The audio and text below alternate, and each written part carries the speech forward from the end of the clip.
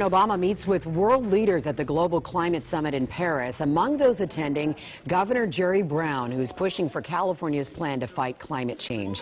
California launched its battle against global warming nearly 10 years ago. So far, it's affected everything from our cars, our homes, to our businesses. But how much difference has it really made in keeping the planet cool? KCRA 3's David Bieniek has been looking into that. He joins us now with some answers. David. Well, Galston, when Governor Brown lands in Paris this week, he's expected to carry a copy of California's climate report card, and it looks something like this. Now, when the century started, our greenhouse gas emissions were still skyrocketing, but then right there, 2008, 2009, they plummeted. That's mainly because we were having an economic recession, but also because new rules and regulations have started to take effect.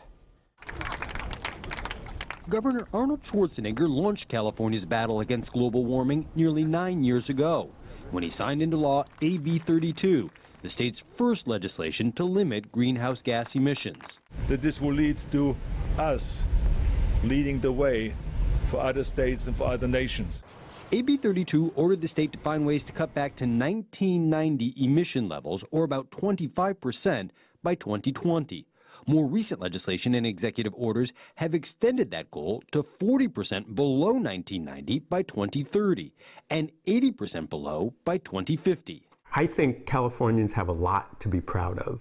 As a professor at UC Davis and a member of the California Air Resources Board, Dan Sperling has helped write many of the rules designed to help California meet its goals.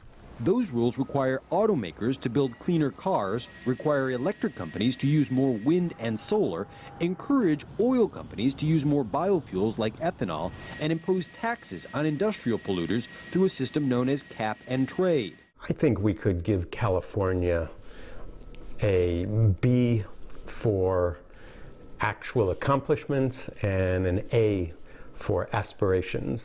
California is one of 21 states that have set global warming goals and one of 8 that have passed laws requiring the goals be backed up with oversight and progress reports. The average Californian produces about 11 tons of greenhouse gas each year. That's 40% less than the U.S. as a whole, but more than most other countries, including Brazil, China, and France. And that's because we drive more, we have big houses, we have air conditioning, we use a lot of electricity compared to Europe or Japan. We do love our cars. The state says we also will love our new train, that high-speed rail system that they say will also be a weapon against global warming. The trains are supposed to run on electricity 100% from renewable sources. So aside from all these things that we can kind of control, there are also some pollution sources that we can control. And one really big one that we're just now starting to learn the implications of, and that's forest fires, turning out to be a huge source of greenhouse gases. Remember, trees absorb carbon out of the air, but when they burn, those trees release that carbon back into the atmosphere.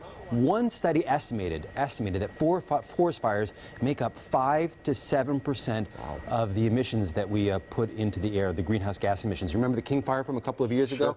When it burned, it was the equivalent of 400,000 cars burning for 1 year. Just that one fire. Yeah. And of course, we had another bad season just now. All right, David, thanks for that.